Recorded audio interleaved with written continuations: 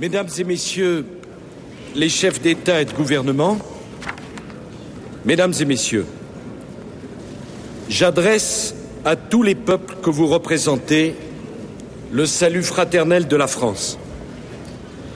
Monsieur le secrétaire général des Nations Unies, votre responsabilité est immense.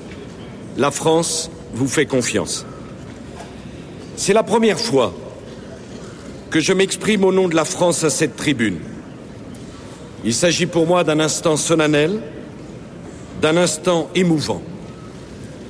Je ne peux m'empêcher de penser à tous ces hommes, avant nous tous, et toutes ces femmes, qui, dans un des moments les plus tragiques pour l'humanité, où le monde risquait de sombrer dans la barbarie, des femmes et des hommes trouvant cette fatalité insupportable, ont su imposer, opposer à la force, à la violence, à la barbarie, la justice et la paix.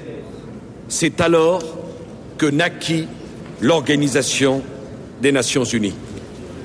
L'Organisation des Nations Unies, Monsieur le Secrétaire général, Mesdames, Messieurs, ce n'est pas une simple construction politique, ce n'est pas une simple construction juridique, c'est un réveil de la conscience humaine contre tout ce qui menace de détruire l'humanité. Je n'ai jamais cru que l'ONU pourrait un jour extirper la violence qui est dans l'homme. Mais ce que je sais au plus profond de moi, c'est malgré tous nos échecs, sans l'ONU, nous n'aurions jamais pu mettre un terme à des conflits qui paraissaient sans issue.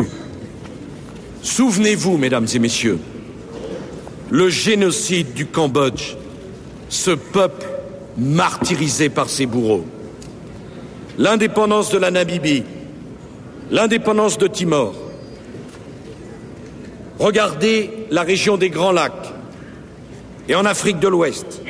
Sans l'ONU, le monde aurait pu connaître une troisième guerre mondiale, sans doute plus effrayante que les deux précédentes. La France est convaincue que l'ONU est le seul remède que nous ayons à dresser contre l'aveuglement et la folie qui parfois s'emparent des hommes. Le message que je veux vous adresser au nom de la France est simple. Dans ce monde où le sort de chacun de nous dépend de celui des autres, l'ONU ne doit pas être affaiblie, l'ONU doit être renforcée. Et la réforme de l'ONU, pour l'adapter aux réalités de ce monde, est pour la France une priorité absolue. Nous n'avons pas le temps d'attendre.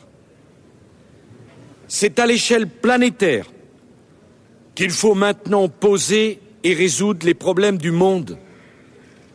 Personne sur la Terre ne peut se mettre tout seul à l'abri des conséquences du réchauffement climatique, du choc des civilisations, des grandes épidémies, contre les égoïsmes, contre les fanatismes, contre la haine. Nous avons le devoir de renouveler l'appel à la conscience universelle qui a déjà permis que pour la première fois dans l'histoire de tous les peuples du monde, toutes les nations acceptent de se réunir dans une enceinte commune pour se parler par-delà tout ce qui nous divise. Cet appel à la conscience universelle, c'est un appel à la paix, c'est un appel à l'ouverture, c'est un appel à la diversité et c'est un appel à la justice. La France a toujours cherché à être plus grande pour les hommes que pour elle-même. La France, comme toutes les nations, a au cours de sa longue histoire commis des erreurs et même parfois des fautes. Mais le peuple français a toujours choisi le camp de la liberté et celui de la démocratie. La France est fidèle à ses amis, et aux valeurs qu'elle partage avec eux. Mais la France veut dire que cette fidélité n'est pas une soumission. Cette fidélité n'est pas un enfermement. Cette fidélité, la France veut la mettre au service de l'ouverture aux autres. Je veux dire au monde que la France restera disponible pour parler avec chacun dans le monde, sur tous les continents. Mais je veux dire aussi que l'ouverture, ce n'est pas la démission, que la compréhension, ce n'est pas la faiblesse.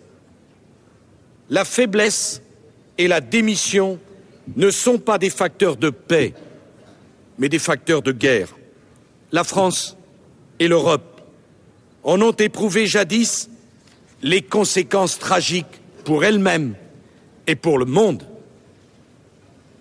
Quand on est faible et soumis, alors on se prépare à accepter la guerre.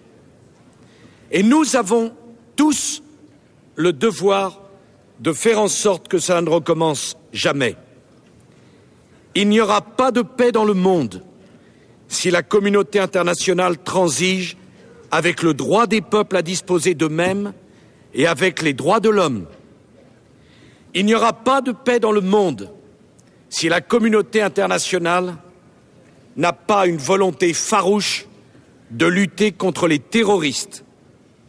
Il n'y aura pas de paix dans le monde si la communauté internationale n'est pas unie dans la volonté d'en finir avec les guerres au Moyen-Orient, dans la volonté d'en finir avec l'horreur du Darfour, avec la tragédie libanaise ou avec le drame humanitaire en Somalie.